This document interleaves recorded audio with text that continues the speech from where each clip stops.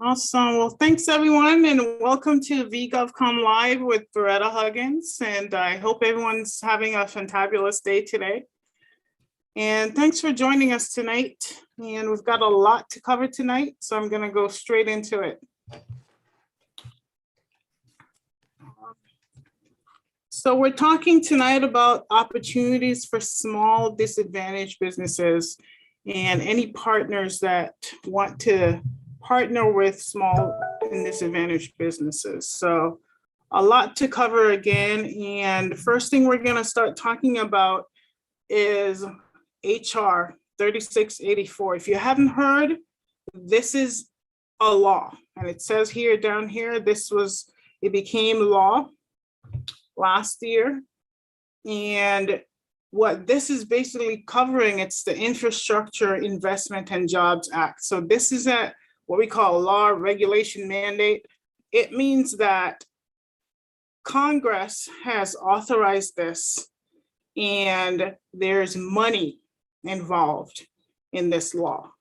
And we're talking over $382 billion in contracting money.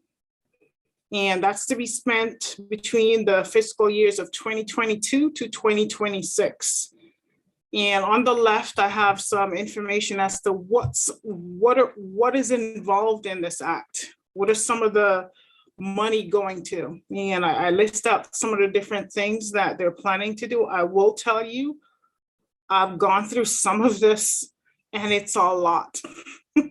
They're doing infrastructure changes and upgrades.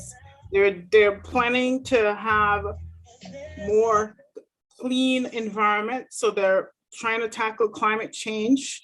They're doing upgrades to the rail system. If anyone has been in the DC area, one of my stories is I was working at USDA and I normally would take the MARC train. And I remember one night I'm trying to get home because my kid was in daycare and it's like $1 per minute, and got to MARC train and they had everybody waiting. We're just outside of it, just waiting, and everybody's like trying to figure out why. And at that time, it was Vice President Joe Biden decided he wanted to take Amtrak that day. And so he has a history with riding on Amtrak. So he's got a whole new upgrade to the rail system in here. And it's just because he's taken Amtrak. He knows some of the problems that it has. And so I was late to pick up my kid that day, so I wasn't happy with the vice president. But I'm glad to see that in the Infrastructure Investment and Jobs Act, he's got a whole section on all the upgrades that's needed for a rail system. So I'm telling you, no matter what your industry, there's money in this act for you. There's money in this act for your company. And I'm getting goosebumps right now because 2022 is your year. It's the year for minority companies. It's the year for disadvantaged companies. It's the year for women companies, and it's the year for small businesses. So if you meet any of those categories, this is your year. I hope you can see in yellow, that's over $382 billion in contracting money. And that means contracting, and there's also money for grants. And I can tell you, this has everything in there. They threw everything in this act. And everything, if you do not qualify for any of the parts that I just listed, that's where partnership comes in. They talk about a lot of partnerships in this act. And it means if you don't qualify for any of the small disadvantaged women or minority business, you still can partner with them. And then there's still money that's going to be given to larger businesses to help with different construction and infrastructure projects. And a lot of what they're doing is really investing in the rural and urban communities. They want to change those communities for the better. And so everything is in here. I could not list everything that's in here, but I just put some on the left, and that's what you're seeing. But this is law. And we're going to talk about when is this happening tonight, so you can get an idea of what you need to be able to get ready for it. The next thing I wanted to talk about is part of that 100 billion of that will go to minority, disadvantaged women and small businesses. And this came straight from the White House. So part of what they're doing again is being able to set up small businesses for wealth. They want to help you gain that wealth. And I can tell you, government contracting, if you've heard me speak before, you can go from a one business in government contracting, a one-person business, to have to staff up in a matter of 30, 60, 90 days and end up being 10 or more people. That's how quickly you grow in government contracting. You get a contract, and part of that contract is you have to find people to do the work. You will find the people, right? And they will be able to help get that work done. But all of a sudden you realize whether those people are W-2 employees or independent consultants or subcontractors, you're gaining people to work on that contract, which means your dollar value just went up. And in some cases, your number of employees go up. And that's how you're growing with a government contract. So as I told you before, government contracting, it helps you grow. And part of when you're growing, think if you have to bid on a contract, what they're asking you is, tell us your price. Tell us your price for these services, or tell us your price for these products or goods that you're selling to us. And so you're going to give them your direct costs, how much that actually costs, or how much you're paying that person. And then you're now going to add other costs to it to get to your fully burden rate. So you're adding your fringe benefits, your overhead costs, your G&A costs, and your profit. So if all of that before your profit is helping you manage your business, then you know you are making money, because the government expects you to add profit to your fully burden rate. And that's how you're gaining that wealth, right? Because every time you give them a price proposal, you're making sure that that profit's in there. And that's how it's helping your company to grow, not only from a people standpoint, but from a financial standpoint. So with the $100 billion that we're talking about, they're helping the communities. They're helping underserved small businesses across the US. It doesn't matter what you're in. As I said, HR 3684, write that down and go look it up and start reading it. And I'll tell you, it's a really long document. So you don't want to just go read it. Go where it says find and put in whatever it is you're searching for. If you put in minority, you'll see tons of things come up. But put in a keyword that you're looking for, and you will start seeing the money. You will start seeing whatever it is. If you're in construction, go put in construction, see where the construction dollars are. Whatever it is you're doing, find HR 3684, that law, and start reviewing it from a standpoint of put in a keyword, find what it is you do, and see what are the opportunities out there under that law. That's where the dollars are coming from, okay?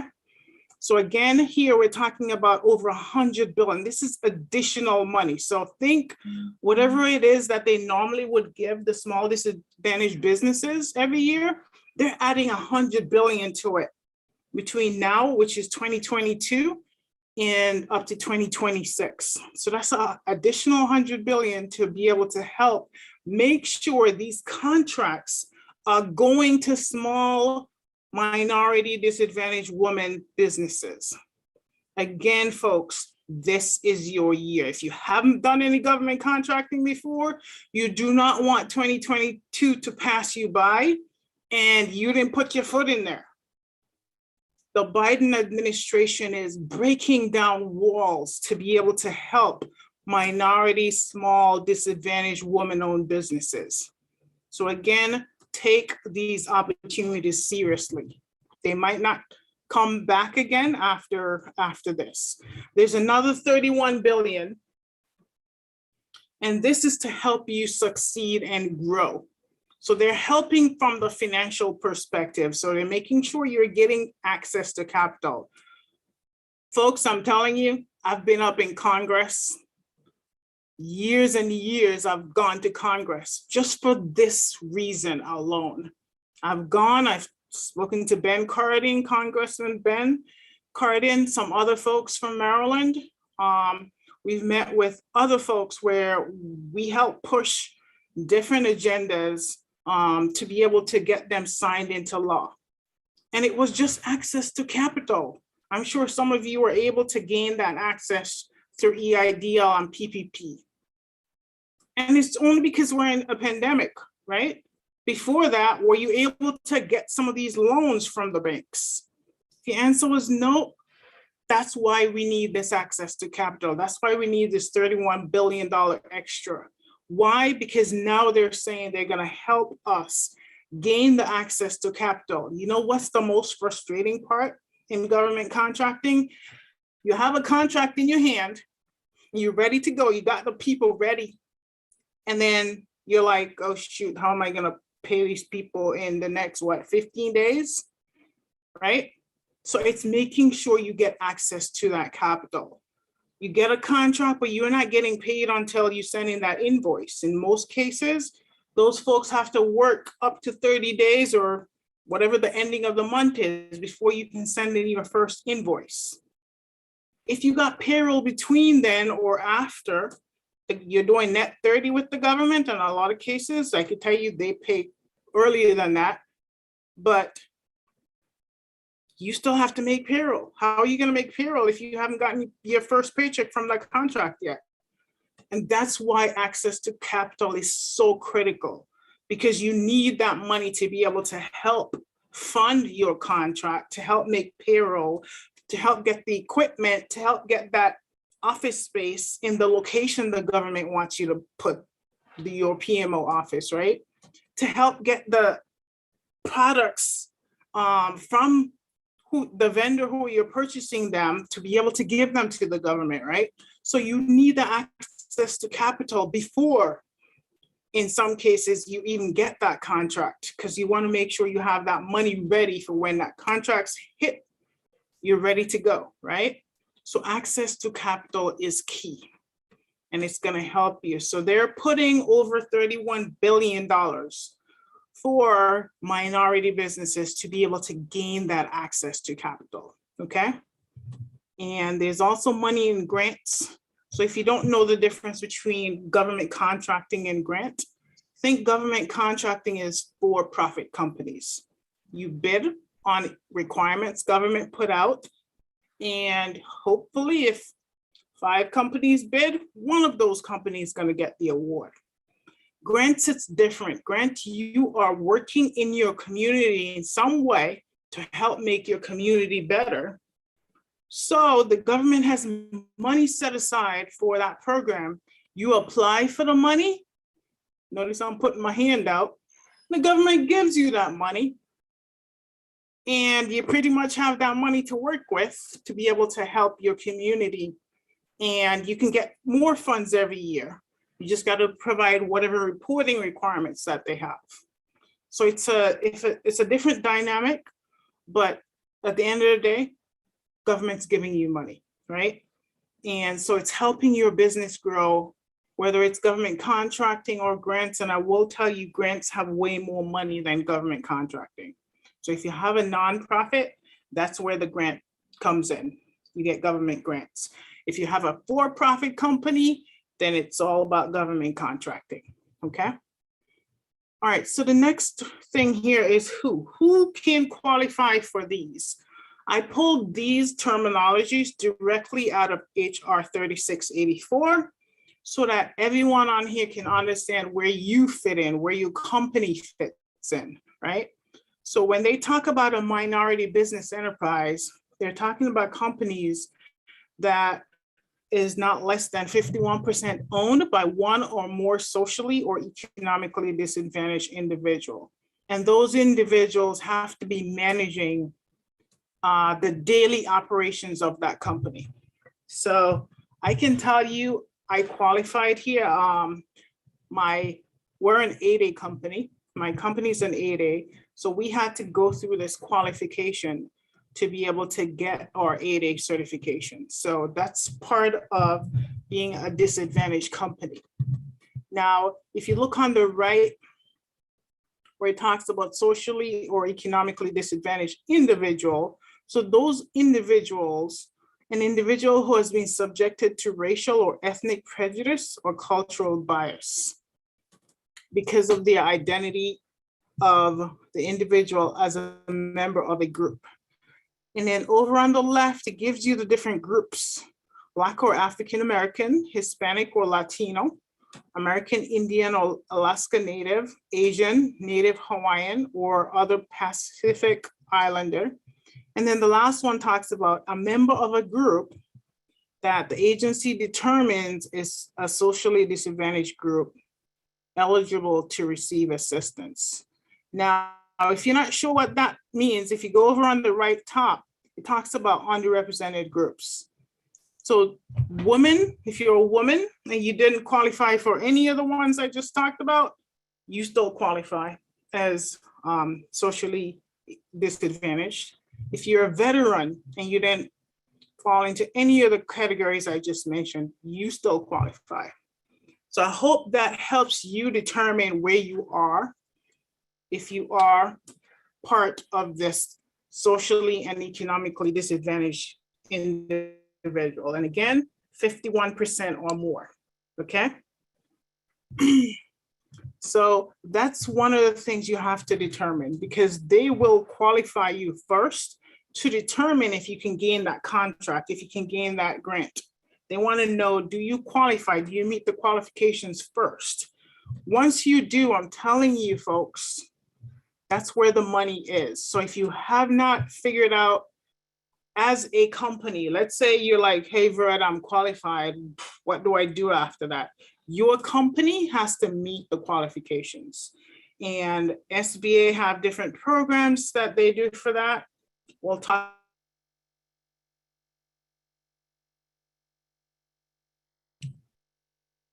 Sorry, not sure how much that you guys didn't hear. I don't know why my computer is just unmuting me. Sorry about that. So not sure how much you did not hear. So I'm just gonna go back over this slide again. You heard everything?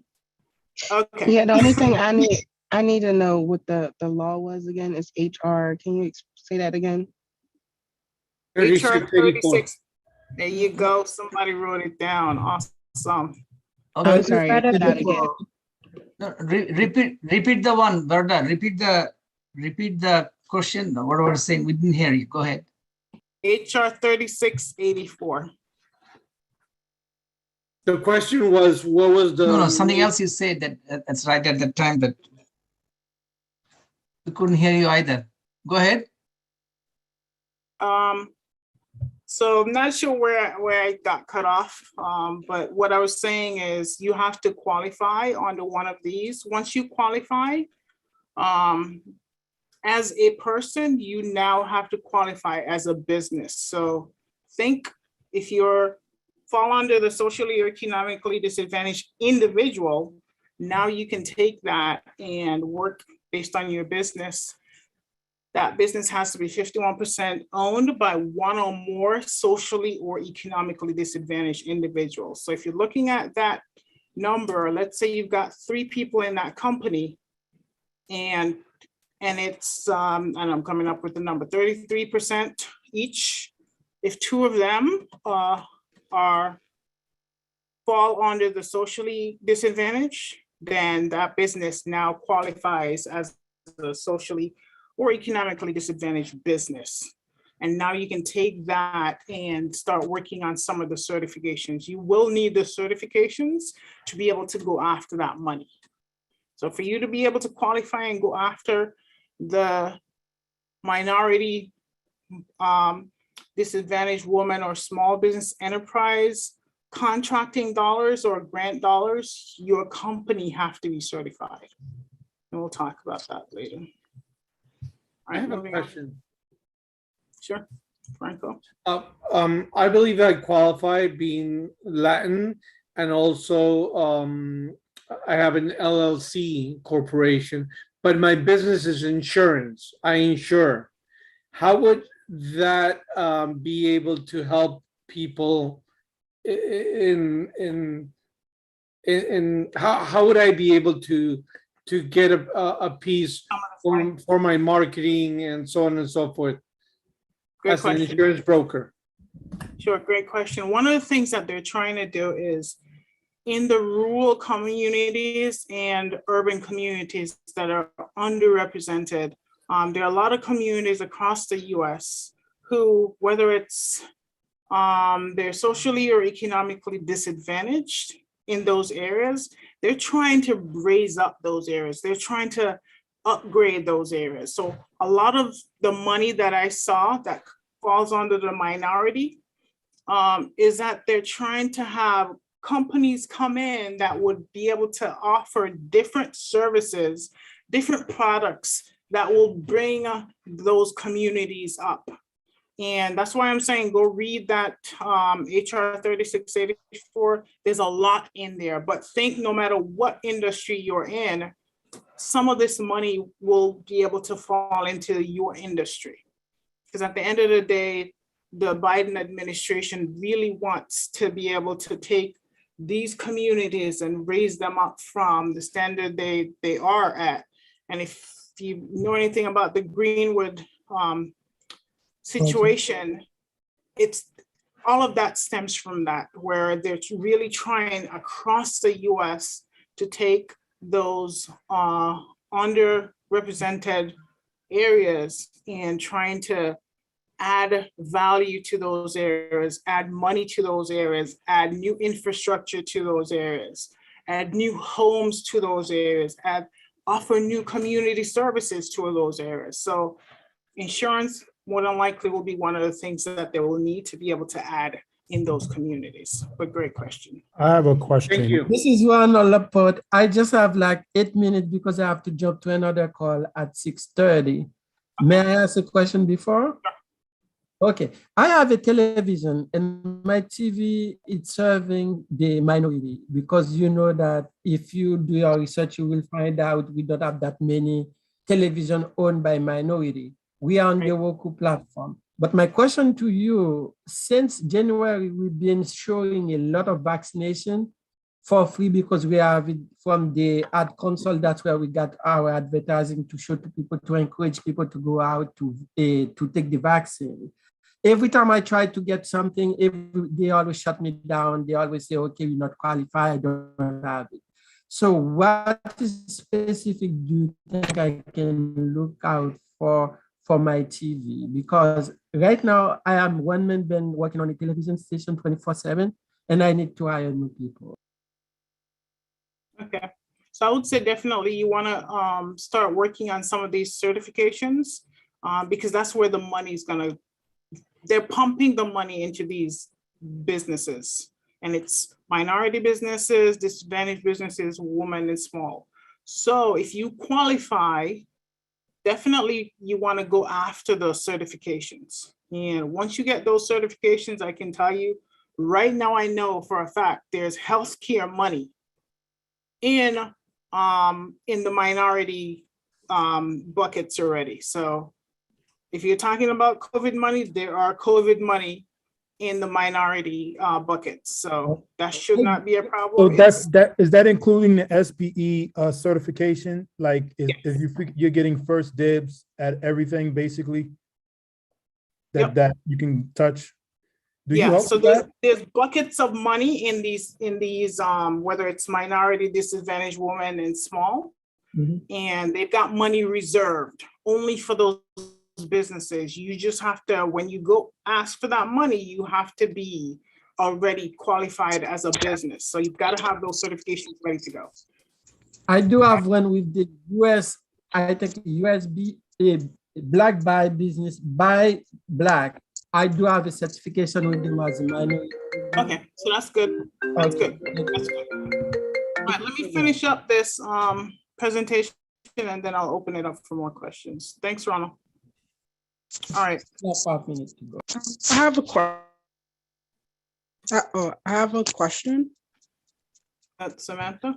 Yes, hi. I'm happy to be here. I have a question.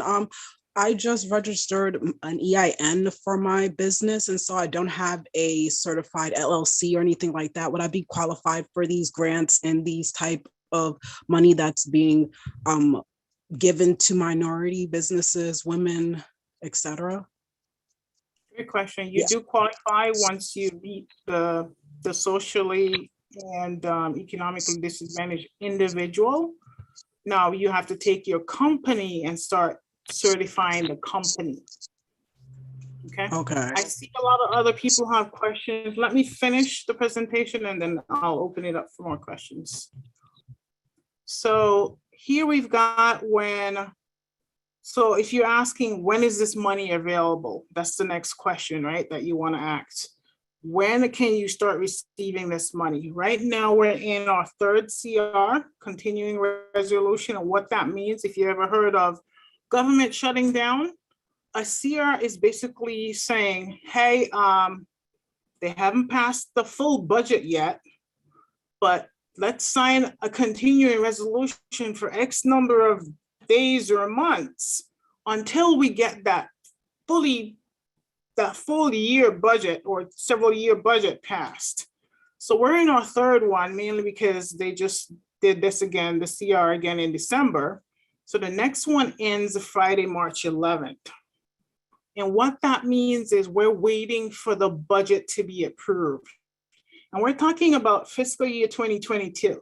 Folks, fiscal year 2022 started October 1st, 2021. Mhm. So 21. we're already in 2022. Somehow the US government does not do budgeting well, right? Imagine you're spending money in your house, right? And you haven't even looked at what the budget is before you start spending that money. That's what the government's doing, right? Yeah.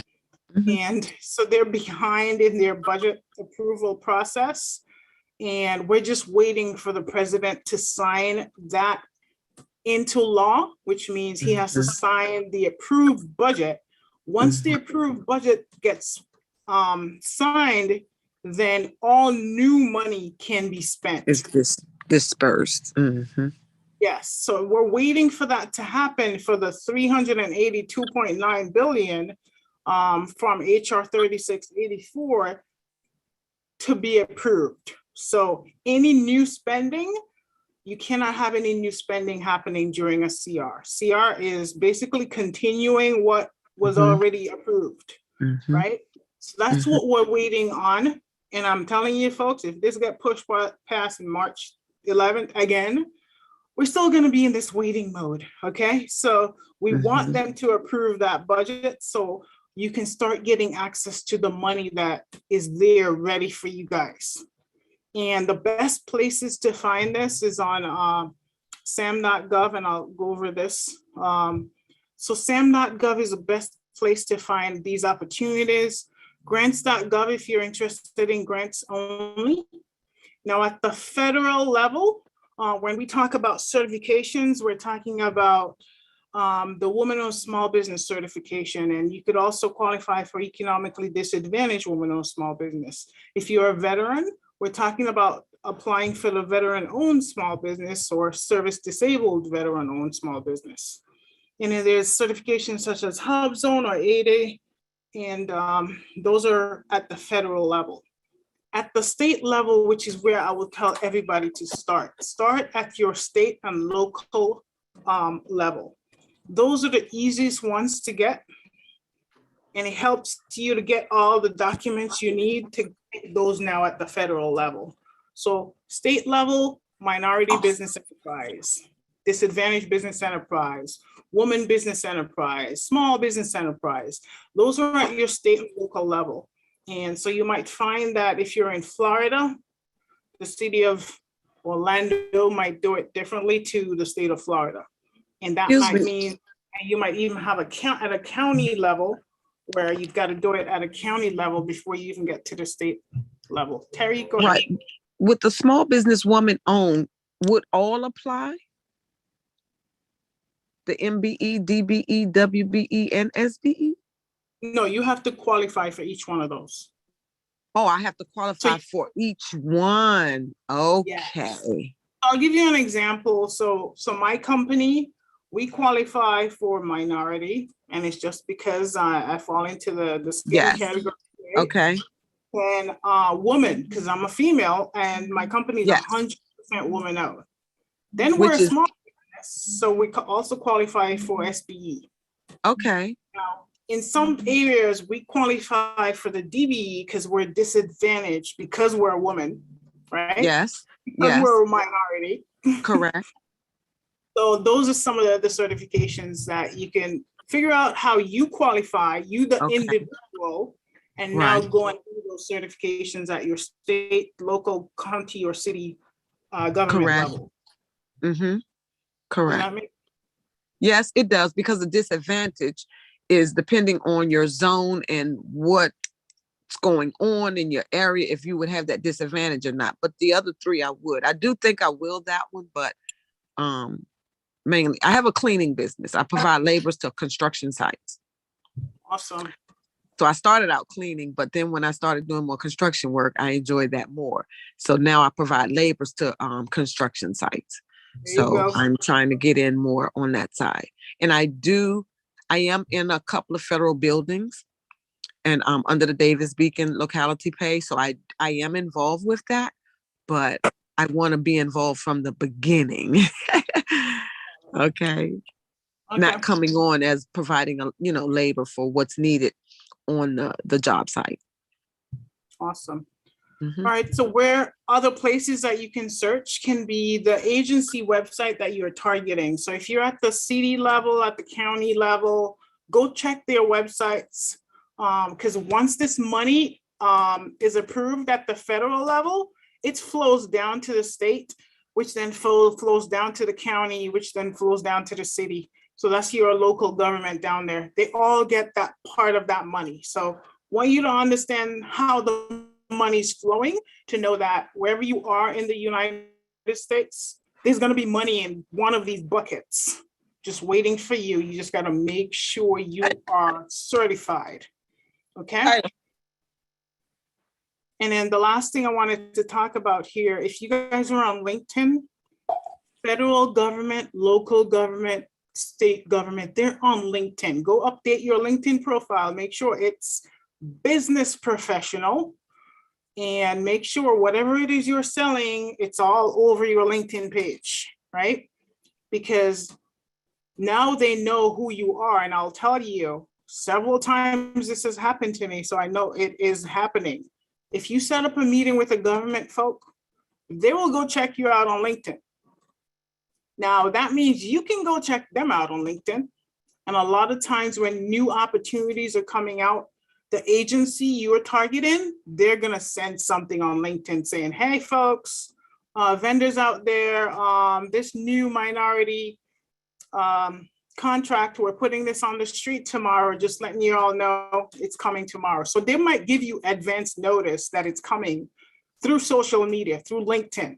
So go update your LinkedIn profile, your LinkedIn website to be ready for government contracting on LinkedIn. And also go check out a lot of these agencies.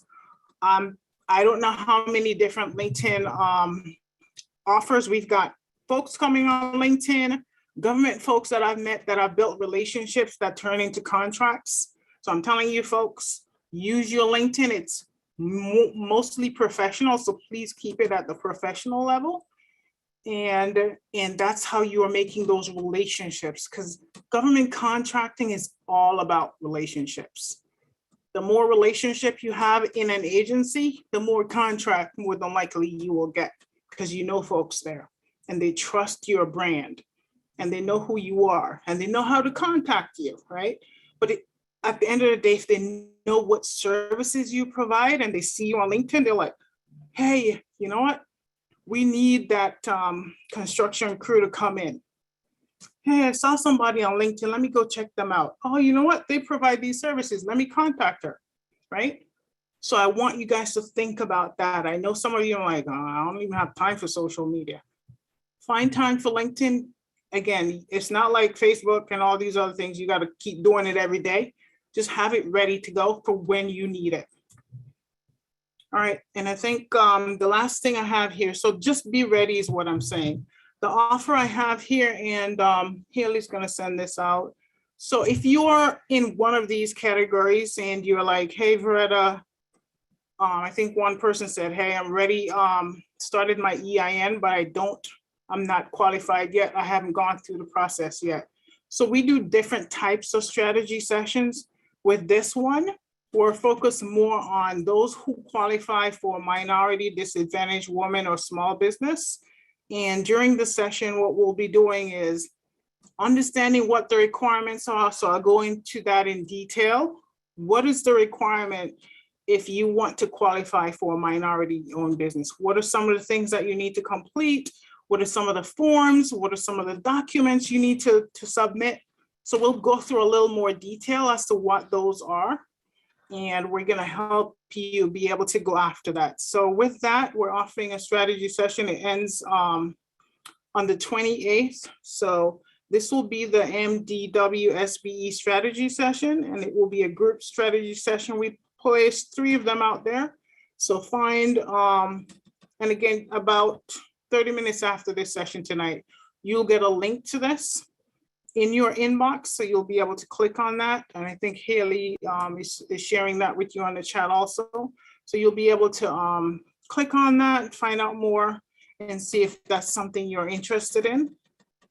Feel free to do this on your own. You don't have to come to our strategy session to do this, but if you feel like I want to be ready March 11th to be able to ready for this, or anytime after the government's ready to put that money out there, then this is just a quicker way for you to get through that process of getting certified. So what we're offering, because everybody's in different places, meaning different states, we're mainly focused on just having 10 to 15 folks at one session where we can go through the information with you. What we'll do before that session is find out which area you're in so that we can provide the information for that state.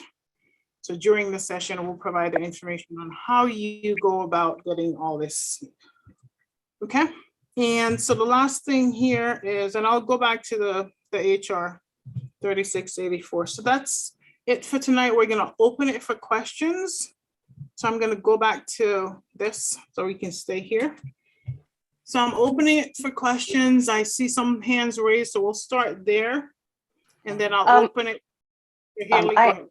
Yeah, I asked everyone if they would submit their questions through the chat, just because there's a lot of us. So I think it'd be a little bit easier if I just read you off what others have asked. Okay, that sounds good. All right. So one of our first questions was, how long does it generally take to get certified for any of these designations? Great question. It depends on you and how quickly you want to move. But it's really about you getting the information, the documents and everything that they need. Certification is really just applying through a website.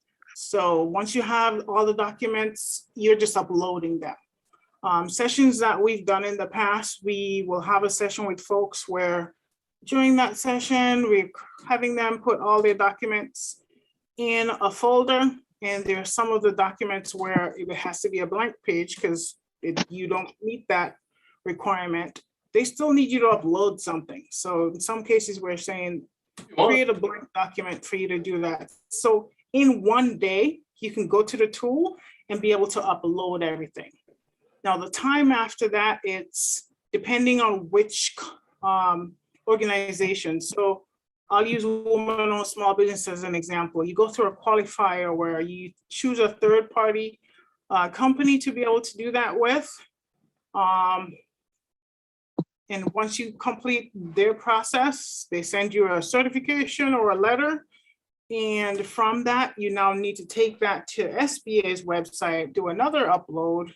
And so again, about 30 days is what I would say, just because sometimes they do a back and forth with you on some of the documents that you are missing. At the state level, the process is different. Some of the state states have where they actually have meetings for these. So you go into one of the meetings that they have, you provide, they're gonna go through all the documents you need to provide, you have everything ready. And in one case, you could either submit it through whatever tool they're using, submit it to them. And then it's on their time where they go through the qualifier, where they go through different departments, so reviewing different documents, and then they come back. So I'll say about 30 days again, just because they do another back and forth with you. All right, Okay. next question. Yeah, Shaniqua asked, for some of these certifications to qualify, you need to have a history of business tax returns. If your business is less than 2 years old and you don't qualify for these certifications, does that decrease your chances of winning?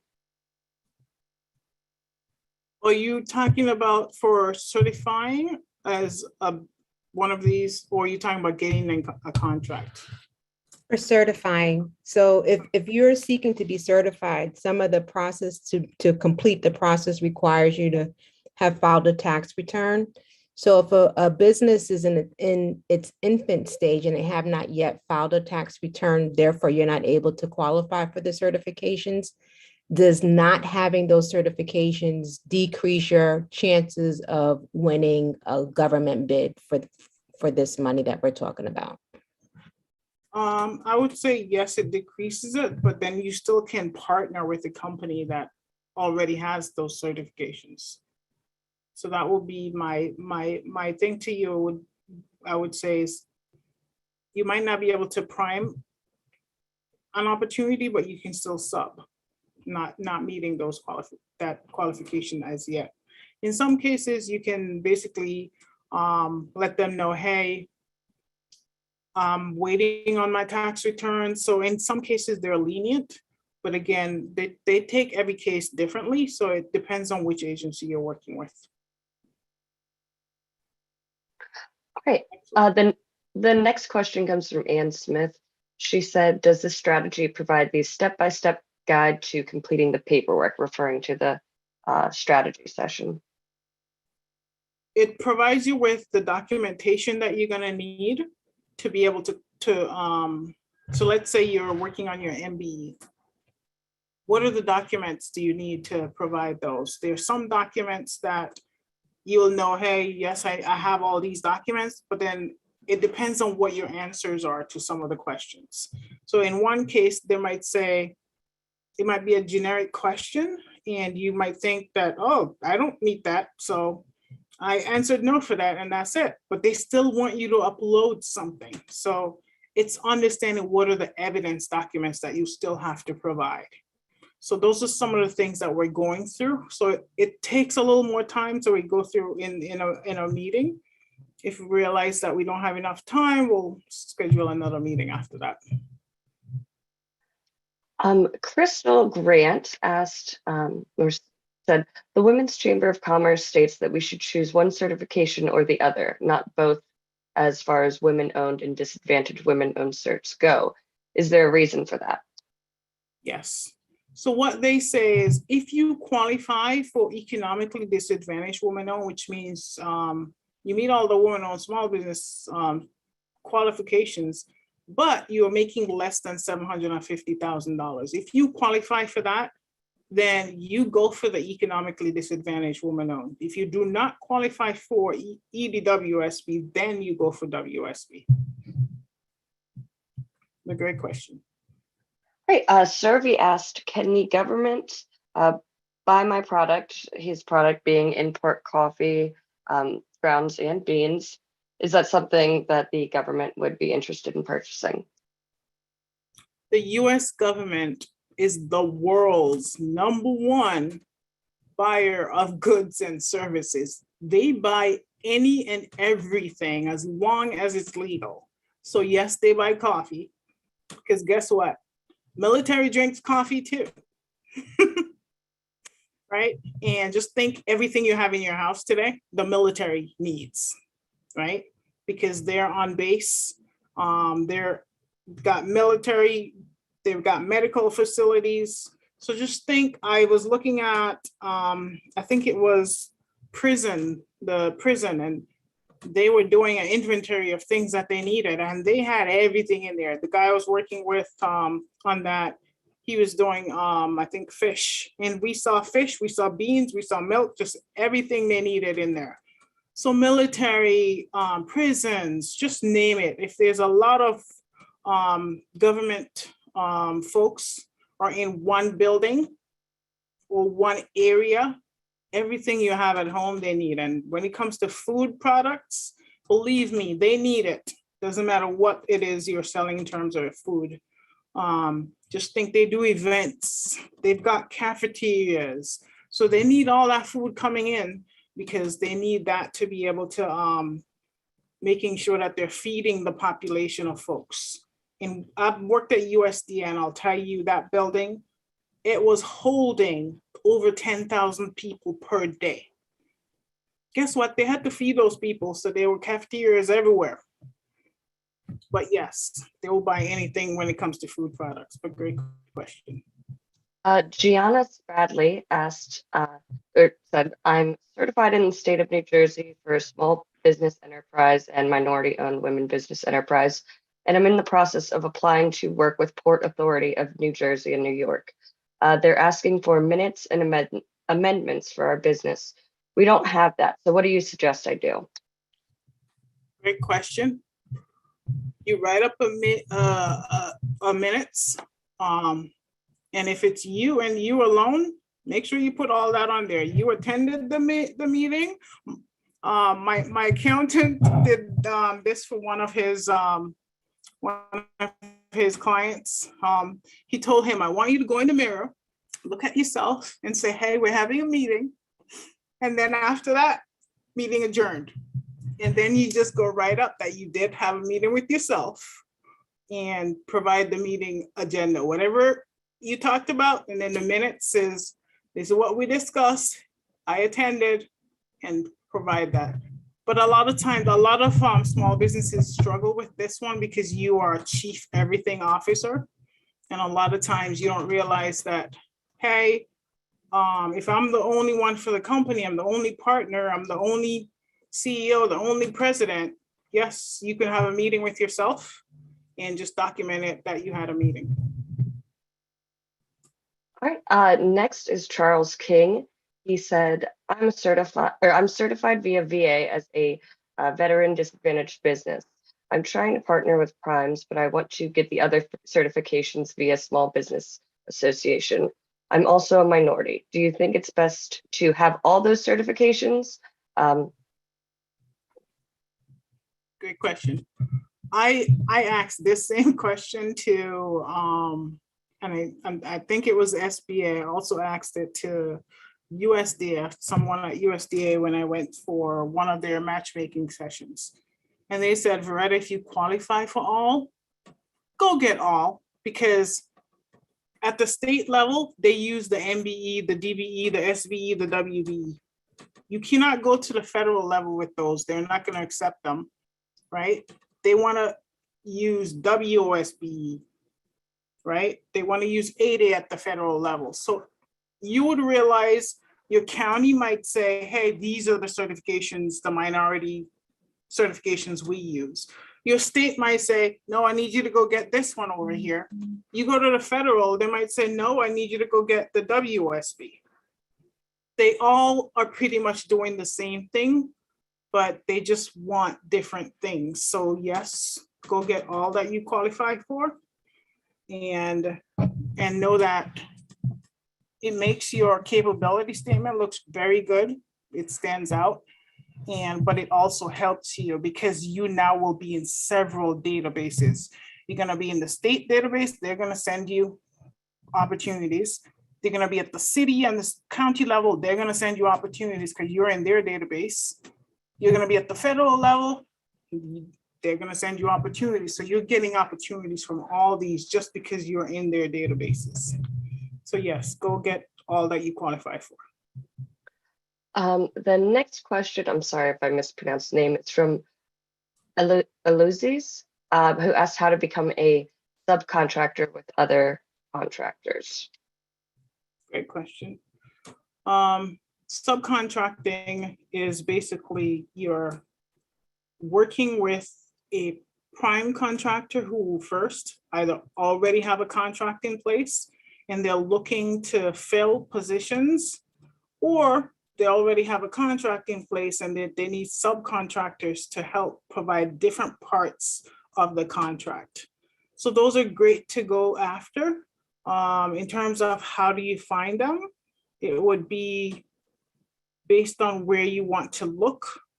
And it can be sam.gov, you're finding out who won the opportunity. It could be the agency you're trying to get into. Sometimes they give you the name of the prime contractors.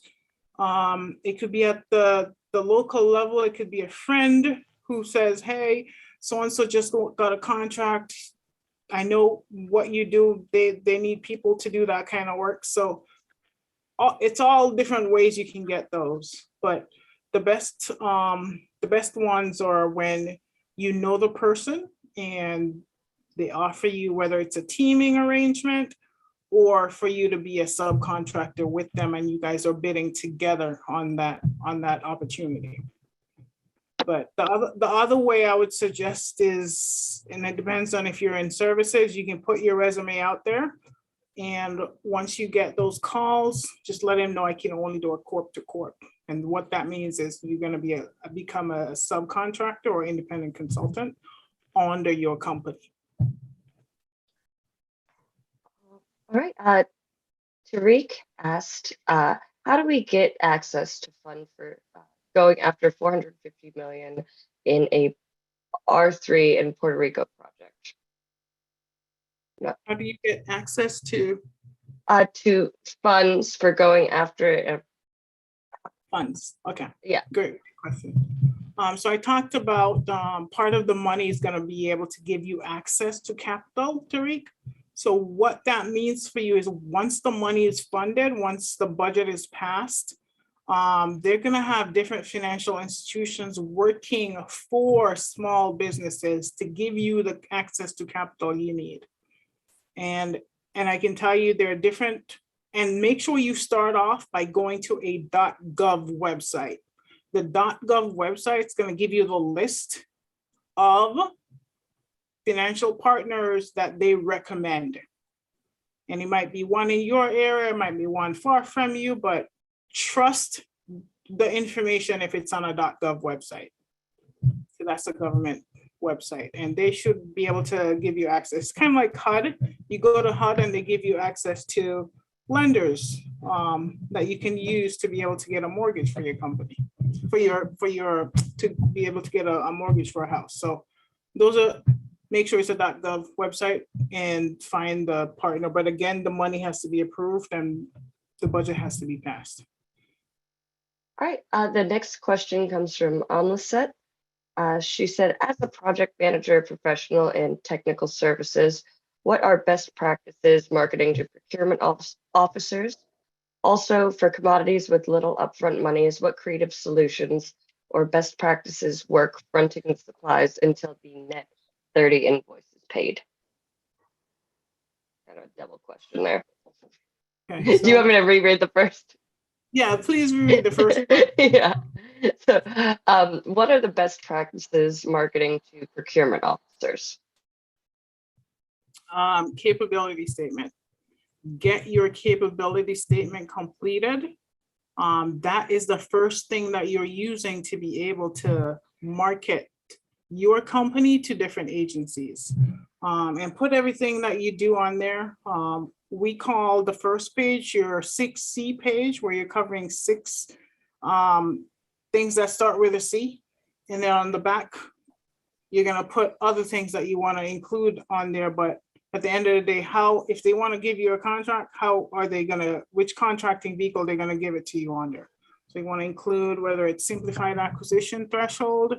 If you got any of these certifications, those go well too, because money can go under those also. What was the other question? The other question, it says, for commodities with little upfront monies, what creative solutions or best practices work fronting these supplies until the net 30 invoice is paid? So is it commodities or Are we talking business? Commodities. Commodities. So not sure the question then. Who is this from? This is from It's me. Can you guys hear okay? yeah. Okay. Yeah, Can you? I was asking, in the case, for example, where, you know, departments we may look for PPE supplies, right? Just looking to see what best practices, or, you know, what are some industry norms that work as far as, you know, fronting initial upfront costs until, you know, invoices are covered. Got it. No. Okay. So if you're trying to buy products or different things for a contract, it's the same as services. So just think the government's when they're looking at their pay cycle, in some cases, let's say you have to provide the products or materials up front to the government.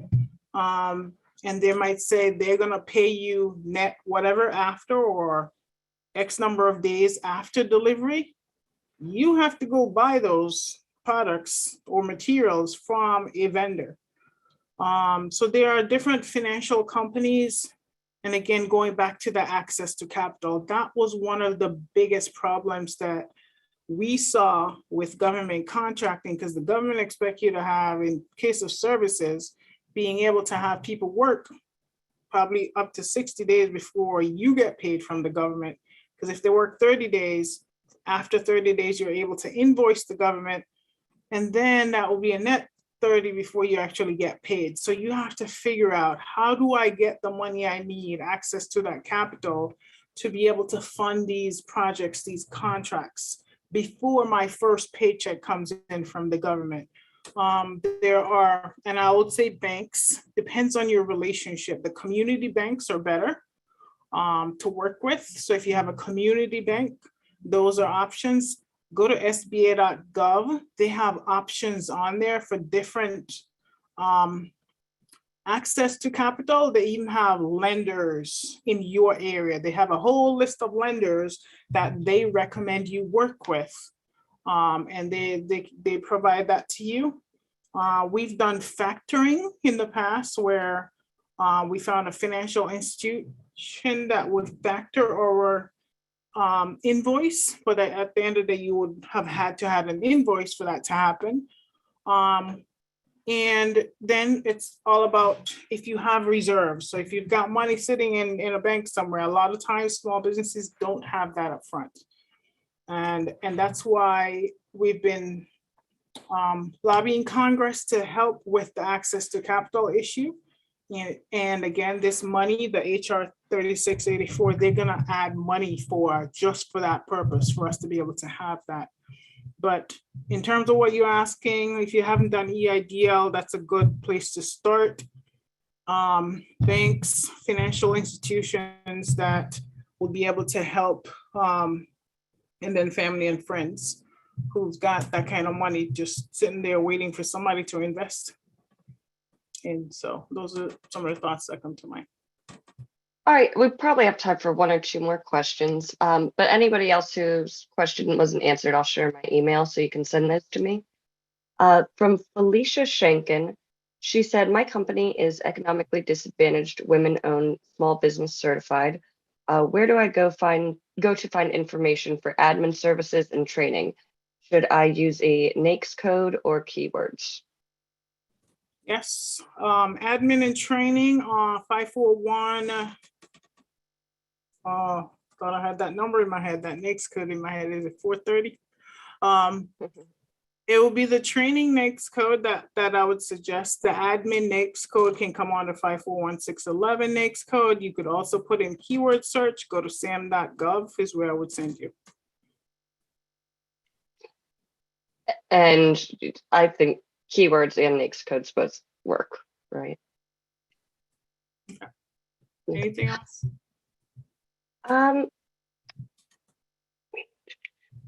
Are there companies I can pay to help me file, especially as a disabled small owned business, economically disadvantaged, women-owned. Yes, there are tons of companies out there. I will tell you though, some of the folks that came to us, it's because they were being charged ridiculous amount of money just to get those certification. In one case, they're charging you over $3,000, that kind of money. So one of the things that we do is we try and reduce the cost for small businesses. So we know how much everybody else is charging.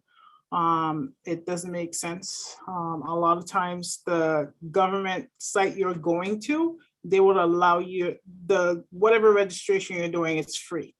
Now, I will tell you in terms of some of the SBA ones that they're asking you to do, the women-owned small business, there is a fee for that when you go to US Women Chamber of Commerce or one of the other sites that they're sending you to.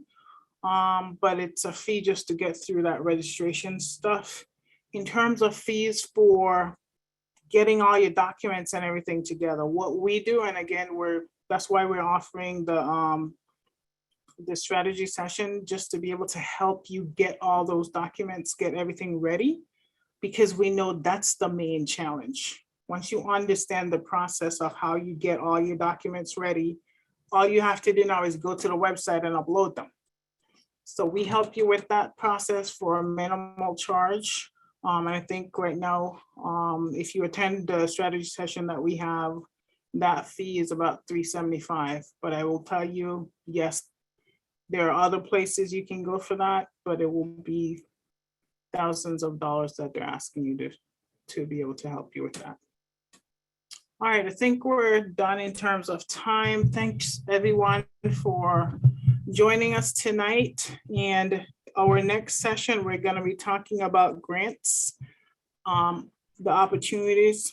And if at that time we have a approved budget, we'll also cover some of the contracting opportunities at that time. So at our next session, we're gonna cover the opportunities that are coming out of this HR 3684.